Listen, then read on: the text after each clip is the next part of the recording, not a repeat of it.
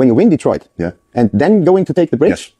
Actually, that. Yeah, but because that's the only question which is important. Do you know what's even more? The 4 weeks play no role at all. But then what happens after will play the role. Yeah, and then again going to the Olympia with that 2 less time. No, Olympia this year won't happen. You really can't. You qualify in Detroit and then you don't. Yes.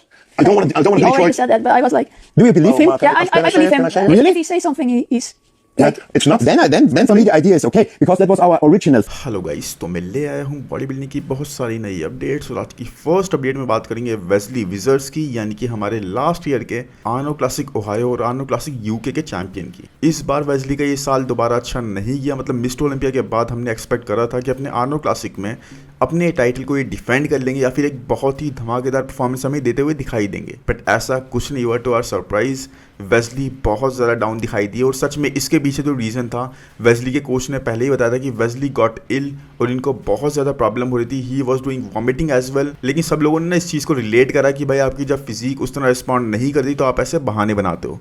But उसके बाद guys कुछ actual के clips नजर आई जहाँ पर behind the stage हमने देखा कि वेस्ली व्हील चेयर तक पे जा रहे थे, स्टेज तक, मतलब वेन्यू तक।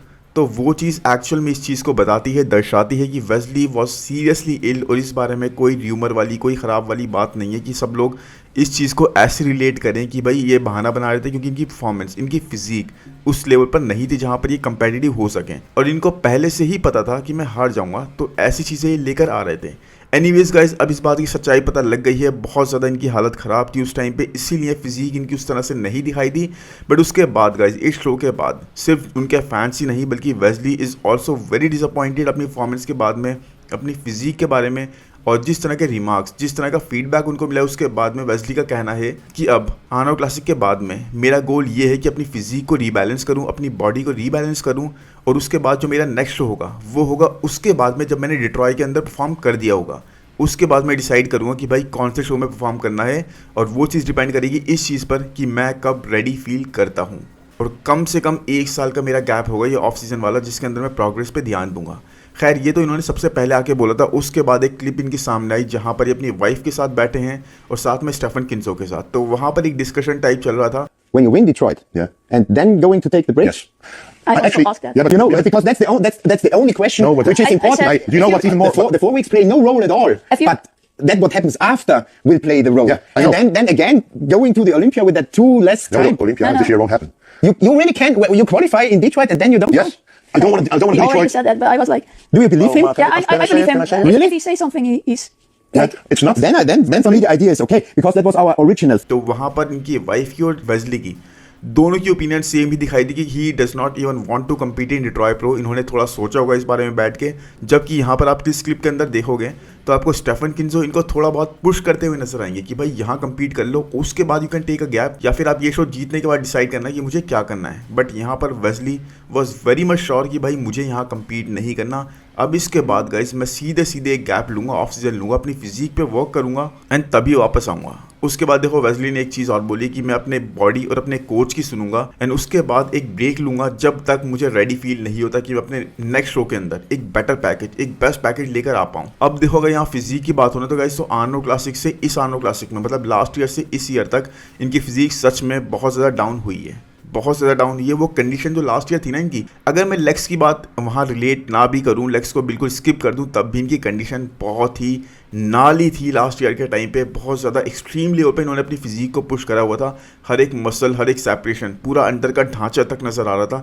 वो चीज़ इस बार हमें नहीं दिखाई दी, ना इस बार ना मिस्टर ओलंपिया में।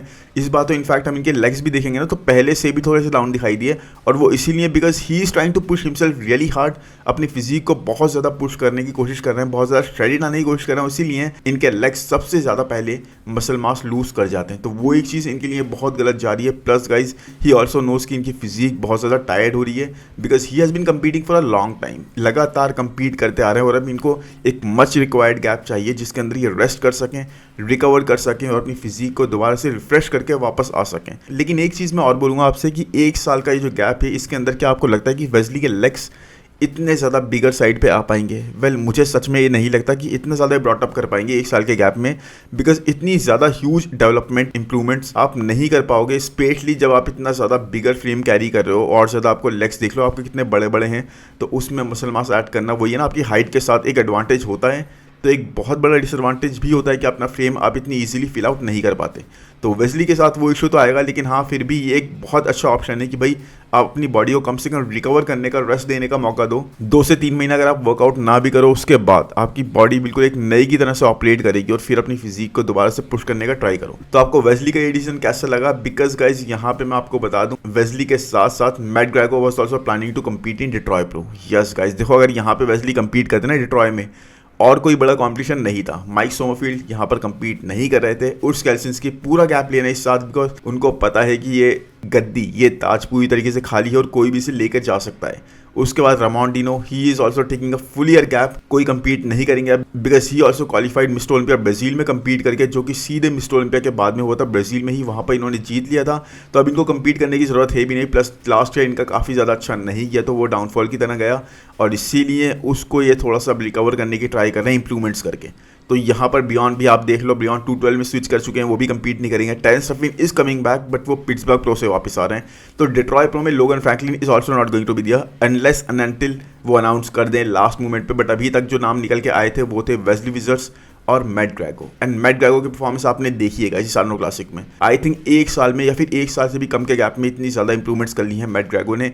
इनका फ्रेम काफ़ी ज़्यादा बिगर साइड पे था, काफ़ी डेंसर साइड पे था, बहुत ज़्यादा फिल आउट कर लिया था। कंडीशन बहुत ही क्रेजी लेवल की थी मैन, बहुत ज़बरदस्त कंडीशन लेकर आए थे। He was peeled beyond mind. Yes, इतने ज़्यादा पील यहाँ पर आए थे। तो फिर वही है, वेस्ली अगर यहाँ पे कम्पीट करने का डिसाइड करते तो it would have been really gone bad कि वहाँ पर भी वेस्ली बीट हो जाते मैट ग्रेगो से। बिकॉज देखो, वैसे Wesley is a bigger star, but अभी रिसेंटली मैट ग्रेगो ने आर्नो क्लासिक में इनको बीट करा इन टर्म्स ऑफ प्लेसिंग। जहाँ वेस्ली की प्लेसिंग 4th या 5th आई, वहीं मैट ग्रेगो की प्लेसिंग थी 3rd। तो ये दोबारा अगर चीज़ होती तो ये बहुत बड़ा धक्का होता वेस्ली के लिए। इसीलिए आई थिंक जो डिसीजन लिया गया है सही है, यहाँ पे मैट ग्रेगो कम्पीट करने दें। बट मैट ग्रेगो मैन सच में 3rd प्लेस आर्नो क्लासिक में आपने माइकल डबूल तक को बीट कर दिया और अब देखो आप बहुत बड़े एकदम टॉप 6 के कंटेंडर बनते जा रहे हो। बाकी डिट्रॉय प्रो मुझे लगता है इनका ही शो है, बहुत अच्छी फिजिक लेके आ रहे हैं, बहुत ज़बरदस्त पीक तरीके से कर रहे हैं, तो वो चीज़ बहुत अच्छी समझ में आ रही है। बाकी मैं सच में देखना चाहूँगा कोई ना कोई तो चैलेंजर इनके सामने उतरे, बिकॉज अब वेस्ली भी नहीं होंगे तो लोगन फ्रैंकलिन होपफुली यहाँ पर हम उनका नाम देख लें, because he also has to qualify, या फिर वो ऑलरेडी क्वालिफाई कर चुके हैं, मुझे नहीं पता, इस बारे में याद नहीं आ रहा बिल्कुल।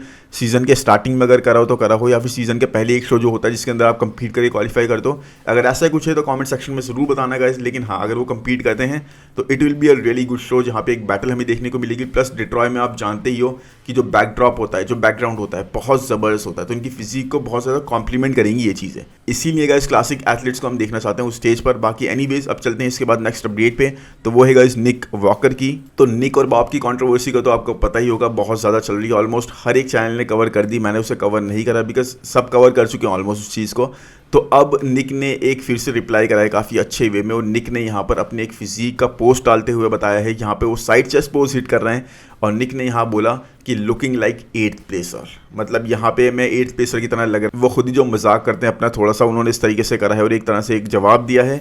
तो भाई अगर ये फिजिक, ये पोस्ट 8th प्लेसर का है ना, तो I don't know what everybody else is doing because he is looking insane guys. मतलब यहाँ मैं कोई ज़बरदस्ती प्रेज नहीं कर रहा, बल्कि आप भी जो भी एक्चुअल बॉडी बिल्डिंग लवर्स हैं, सीजनल फैंस नहीं है, जो सीजनल फैंस नहीं है या फिर ज़बरदस्ती की हेट लेके नहीं बैठे किसी के लिए, वो खुद बोलेंगे यहाँ पे निक का post 9 weeks out 8 weeks out के पॉइंट पे कितना ज़्यादा ज़बरदस्त लग रहा है। मतलब यहाँ देखो इनकी कंडीशन की अगर बात करें, ऑलरेडी मुझे लग रहा है ये अपने स्केड्यूल से आगे हैं। ही इज़ वेरी कंडीशन, काफ़ी ज़्यादा ड्राई साइड पे ऑलरेडी दिखना स्टार्ट हो गए हैं। साथ में मसल सेपरेशन विजिबल है, डेल्ट्स वगैरह में देख लो, आप लेग्स में देख लो, लाइंस वगैरह पड़नी स्टार्ट हो गई हैं, plus hamstring guys. I don't think, मतलब अभी हमने आर्नोल्ड क्लासिक में देखा था डेरेक का साइड चेस्ट पोज बहुत ज़्यादा स्ट्रांग हो चुका था, बहुत ज़्यादा इंप्रूव हो गया था, लेकिन हैमस्ट्रिंग के मामले में ना आई थिंक यहाँ पर डेरेक को भी बीट कर देंगे। निक इतना ज़बरदस्त साइज कैरी कर रहे हैं, हैमस्ट्रिंग ड्रॉप देखो कितना ज़बरदस्त आ रहा है, काव्स आर रियली गुड।